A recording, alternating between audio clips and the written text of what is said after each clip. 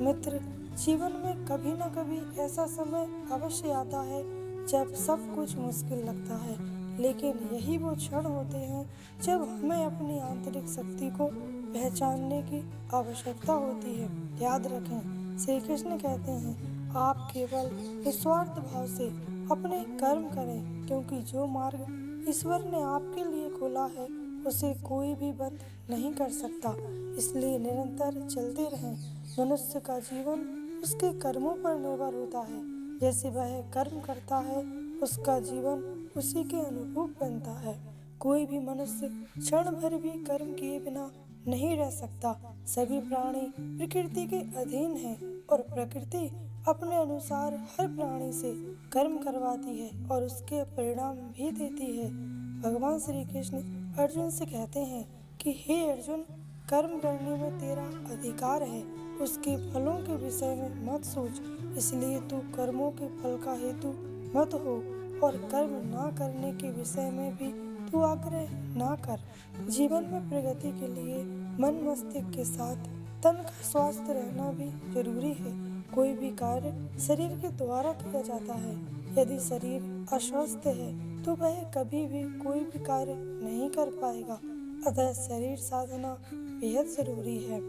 तब 3 प्रकार के बताए हैं, शरीर, वाणी और मन। तीनों का उपयोग लोक हित में करना चाहिए। वाणी मनुष्य की सबसे अच्छी मित्र है। इससे व्यक्ति सारे संसार को अपना मित्र बना सकता है या शत्रु भी बना सकता है। अतः बोली की महत्ता, शब्दों का प्रभाव और वाणी को नियंत्रित और मर्यादित रखें। किसी भी संकल्प को पूरा करने के लिए मन का स्थिर और अचल होना आवश्यक है। उद्देश्य प्राप्ति के लिए हमें निरंतर प्रयासरत रहना चाहिए। मन को बार बार अन्य बिंदुओं से हटाकर अपने लक्ष्य पर केंद्रित करने की प्रक्रिया को दोहराते रहना चाहिए।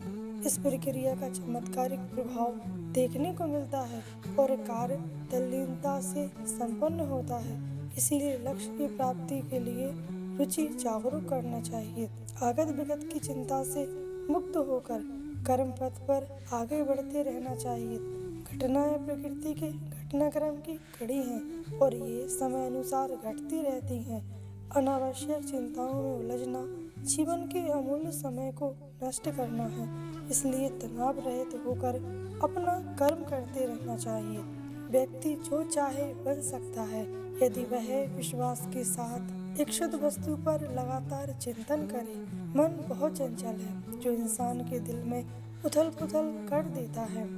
इंद्रियों से मिलने वाला सुख पहले तो अमृत समान लगता है, लेकिन अंत में यह विष के समान कड़वा होता है।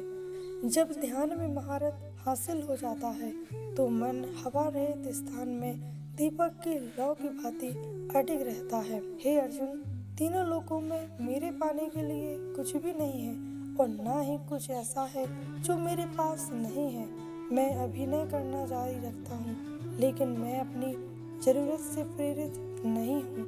हे अर्जुन, कर्म मुझ पर इसलिए नहीं टिकते क्योंकि मैं उनके परिणामों से नहीं जुड़ा हूँ। जो लोग इसे समझते हैं और इसका आभास करते हैं वे स्वतंत्रता को प्राप्त करते हैं। ज्ञान की भेंट किसी भी भौतिक भेंट से बेहतर है, क्योंकि सब कामों का लक्ष्य आरंभिक बुद्धि है।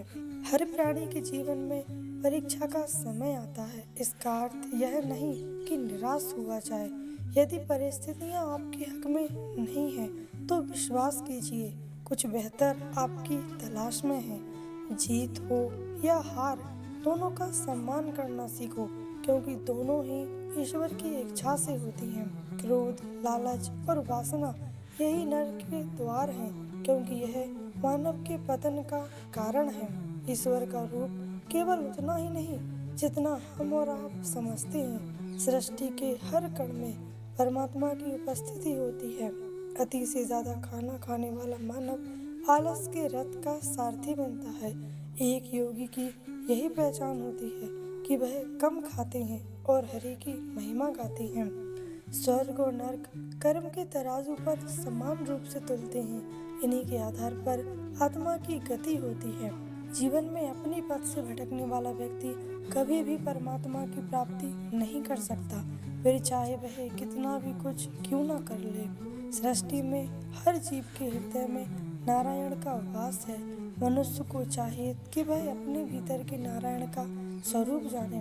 परमात्मा की लीलाओं को जिसने शून्य होकर जान लिया, उसने जीवन के अनंत ज्ञान की प्राप्ति कर ली। जब कभी सृष्टि पापियों के पाप से आतंकित होती है, तब नारायण इस धरती पर धर्म बचाने के लिए, सृष्टि की संस्कृति, ज्ञान और मानवता के संरक्षण के लिए अवतार अवश्य लेते हैं। सलाह और विचार विमर्श तथा मार्गदर्शन भले ही सबसे लेते रहें, लेकिन निर्णय स्वयं की बुद्धि से लेना चाहिए। श्री कृष्ण ने अर्जुन को पूरा ज्ञान देने के बावजूद यह स्वतंत्रता दी थी कि वह स्वविवेक से निर्णय ले और कार्य करे। प्रायश्चित नहीं, अस्वाश्रित होने का आह्वान कर व्यक्ति को स्वावलंबी एवं आत्मनिर्भर बनने का संदेश दिया। आनंद मनुष्य के भीतर ही निवास करता है, परंतु मनुष्य उसे स्त्री में, घर में, बाहरी सुखों में खोज रहा है। श्री कृष्ण कहते हैं कि भगवान की उपासना केवल शरीर से ही नहीं, बल्कि मन से भी करनी चाहिए। भगवान का बंधन उन्हें प्रेम बंधन में बांधता है। मनुष्य की वासना ही उसके पुनर्जन्म का कारण होती है। इंद्रियों के अधीन होने से मनुष्य के जीवन में विकार और परेशानियां आती हैं। संयम यानी धैर्य, सदाचार, स्नेह, सेवा जैसे गुण सत्संग के बिना नहीं आती। श्री कृष्ण कहते हैं कि मनुष्य को वस्त्र बदलने की आवश्यकता नहीं है, आवश्यकता है हृदय परिवर्तन की। जीवन में जिसने ज्यादा पाप किए हैं, उसे बुढ़ापे में नींद नहीं आती। भगवान ने जिसे संपत्ति दी है, उसे एक गाय अवश्य पालनी चाहिए। जुआ, मदिरापान, पर स्त्री गमन, हिंसा, असत्य, मद, अशक्ति और निर्दयता, इन सब में कलयुग का वास है। अधिकारी शिष्य को अच्छा गुरु अवश्य मिलता है। श्री कृष्ण कहते हैं कि मनुष्य को अपने मन को बार बार समझाना चाहिए कि ईश्वर के सिवाय उसका कोई नहीं है, तथा यह भी विचार करना चाहिए कि उसका कोई नहीं और वह किसी का नहीं। भोग में क्षणिक सुख है, साथ ही त्याग में स्थायी आनंद है। श्री कृष्ण कहते हैं कि सत्संग ईश्वर की कृपा से मिलता है, परंतु कुसंगति में पड़ना मनुष्य के अपने हाथों में है। लोभ और ममता पाप के माता पिता हैं। श्री कृष्ण ने स्त्री का धर्म रोज तुलसी और पार्वती का पूजन करना बताया है। मनुष्य को अपने मन और बुद्धि पर विश्वास नहीं करना चाहिए, क्योंकि ये बार बार मनुष्य को दगा देते हैं। खुद को निर्दोष मानना बहुत बड़ा दोष है। यदि पति पत्नी पवित्र जीवन व सुखमय जीवन जीते हैं, तो भगवान स्वयं उनके घर पुत्र रूप में आने की इच्छा रखते हैं। गीता में लिखा है, मौन रहना अच्छा है, परंतु अन्याय हो तब नहीं।